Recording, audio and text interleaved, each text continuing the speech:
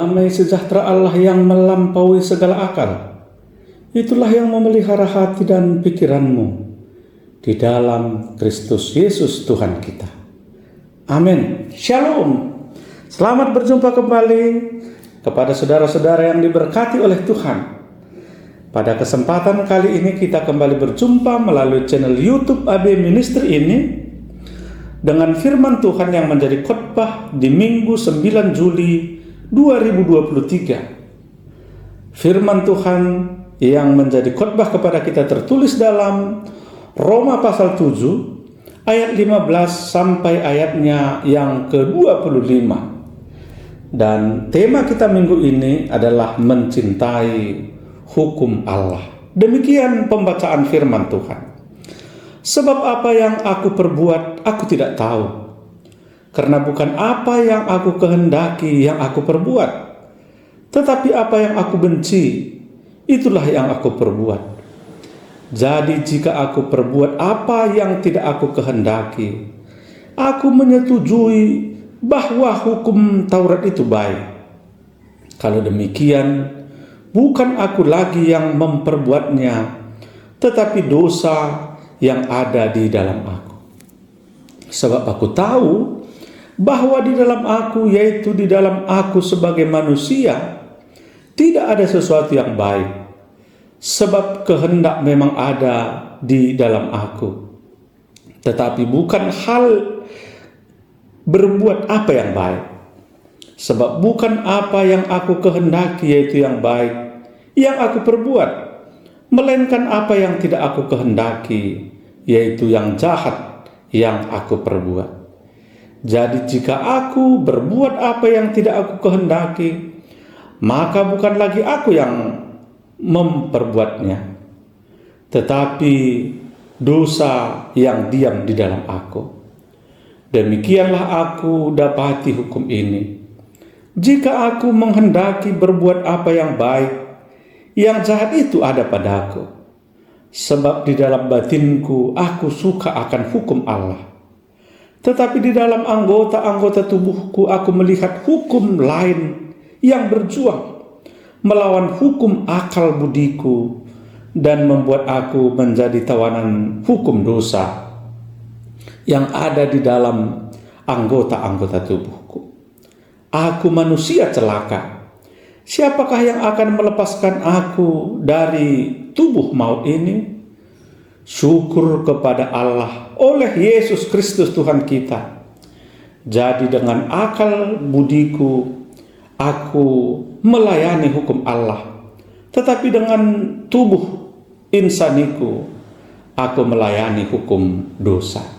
Demikian pembacaan firman Tuhan. Saudara-saudara yang diberkati oleh Tuhan Yesus Kristus, ada banyak orang dalam kehidupannya dengan sekuat tenaga, ia selalu berusaha melakukan kebaikan kepada setiap orang dengan segala kemampuannya, dengan berusaha menegakkan disiplin, dengan berusaha menegakkan aturan-aturan yang ada, dengan menjunjung adat budaya dan kebenaran sosial di tempat ia berada. Akan tetapi sesungguhnya ia tidak berhasil. Ia gagal. Kenapa? Karena Tuhan tidak dilibatkan dalam segala tindakannya. Ia merasa bahwa segala upaya yang dilakukannya dapat melakukan kebenaran dalam hidupnya. Saudara-saudara, kondisi ini pernah dialami oleh Rasul Paulus sebelum ia dipanggil Tuhan menjadi rasul. Dulu namanya masih Saulus. Sebelum ia bertemu dengan Tuhan di Damsyik, ia sangat rajin memelihara adat istiadat. Ia bangga dengan agama Yahudi yang dianutnya. Tetapi itu dilakukannya tanpa adanya sebuah kesadaran rohani. Akibatnya apa? Akibatnya ia menjadi egois. Dia bahkan menjadi penganiaya jemaat Tuhan ketika itu. Saudara-saudara, sebenarnya sejak kejatuhan manusia ke dalam dosa, pada hakikatnya kehidupan manusia adalah kehidupan yang penuh dengan dosa. Lalu bagaimana supaya kita bisa terlepas dari tabiat dosa ini, dari kungkungan dosa ini? Saudara-saudara, ada yang menyibukkan diri dengan segala aktivitas rohani dan perbuatan-perbuatan yang baik dalam kehidupannya, dengan menjadi dermawan, menjadi orang yang suka menolong, dan yang lain sebagainya. Akan tetapi yang menjadi pertanyaan adalah, apakah itu cukup? Saudara-saudara, itu tidak cukup. Bahkan tidak bisa dengan usaha kita sendiri kita melepaskan kehidupan kita dari dosa. Akan tetapi kita perlu membawa dosa dan kelemahan kita kepada Kristus dengan jujur, dengan rendah hati, dan dengan penuh iman. Kita memohon anugerah Tuhan agar kita tidak terkungkung dalam kuasa dosa yang menjerat dan mengikat kita. Kemudian setiap hari belajar dan berlatih untuk menuruti keinginan roh Tuhan yang ada di tengah-tengah kehidupan kita. Saudara-saudara, apakah yang menjadi poin penting dari khotbah kita hari ini? Yang pertama, kita harus mengalahkan kuasa dosa yang menguasai diri kita. Seperti bacaan kita dari ayat 15 sampai ayat yang ke-20 tadi. Manusia memiliki hukum Taurat, ke-10 firman Tuhan yang sudah diajarkan kepada kita. Akan tetapi saudara-saudara, kecenderungan dalam diri manusia itu bahwasanya semakin kita dilarang, justru itulah yang sering kita lakukan dalam kehidupan kita. Ada semacam sifat jahat dalam diri manusia yang mengakibatkan manusia itu melakukan hal-hal yang dilarang oleh hukum Taurat. Manusia cenderung melakukan apa yang jahat, sehingga tadi Paulus berkata, bukan apa yang aku kehendaki yang aku perbuat, tetapi apa yang aku benci, itu yang seringkali aku perbuat. Saudara-saudara, seperti yang telah dikatakan oleh Paulus tadi, bahwasanya manusia itu harus memilih menuruti kehendak yang baik atau yang jahat. Jika sesuatu yang jahat dalam diri manusia itu dibiasakan, dilakukan, dipilih atau dihidupi, maka kecenderungan untuk melakukan kejahatan atau menjadi orang yang jahat akan terjadi. Akan tetapi saudara-saudara, jika manusia itu menuruti roh dengan melakukan kebaikan dalam kehidupannya, maka ia akan cenderung menjadi orang yang baik di dalam kehidupannya. Jadi setiap kita harus berusaha mengalahkan kuasa dosa yang ada dalam kehidupan kita dengan melatih diri menuruti kehendak roh dan berbuah kebaikan dalam kehidupan kita, sehingga kejahatan itu dapat kita kalahkan dari dalam diri kita, sehingga kita boleh berbuat kebaikan, berbuat kehendak Allah di tengah-tengah kehidupan kita. Yang kedua, Bapak Ibu Saudara-saudara, dengan melakukan hukum Allah, seperti kita baca di ayat 21 sampai 23 tadi. Sesungguhnya manusia telah mendengar perintah Allah dan melakukan yang berlawanan dengan kehendaknya. Oleh sebab itulah yang memisahkan manusia dengan Allah. Ada tembok pemisah, jurang pemisah antara manusia dan Allah. Karena apa? Karena manusia cenderung hidup di dalam dosa. Manusia yang hidup di dalam dosa itu akan terpisah dari Allah yang kudus, sehingga dosa manusia menjadi jurang pemisah antara manusia dan Allah.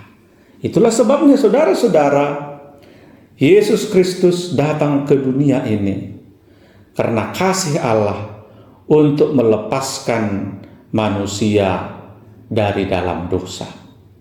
Dengan demikianlah Paulus menegaskan bahwa pada dasarnya ia di dalam batinnya suka akan hukum Allah. Bahkan ia menyampaikan hal yang kontras antara hukum Allah yang ia sukai dengan hukum dosa yang terus menundukkannya. Jadi semakin jelas sesuai dengan tema kita pada minggu ini bahwa pada dasarnya kita harus menyukai hukum Allah.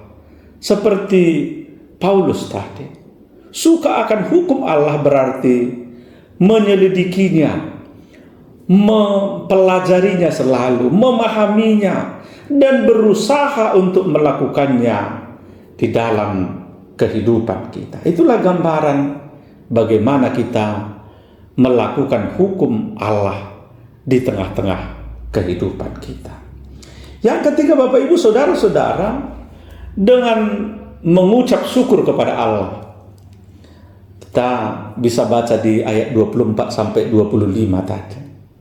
Di ayat 25 itu disampaikan bahwa Paulus memberikan jawaban atas kegelisahan, keraguan-raguan yang ada di dalam hatinya. Ketika ia menanyakan siapakah yang akan melepaskan aku.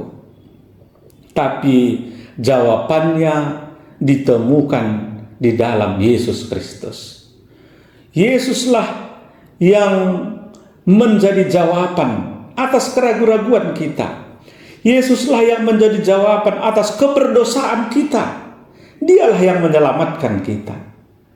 Itulah sebabnya Paulus menyampaikan kita harus mengucap syukur akan hal ini.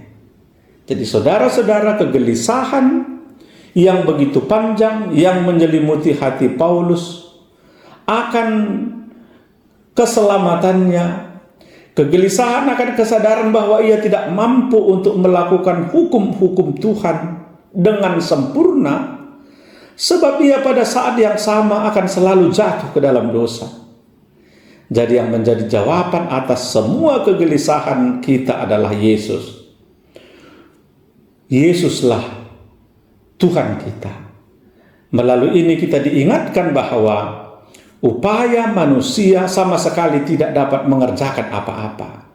Usaha manusia sama sekali tidak dapat merubah keadaan.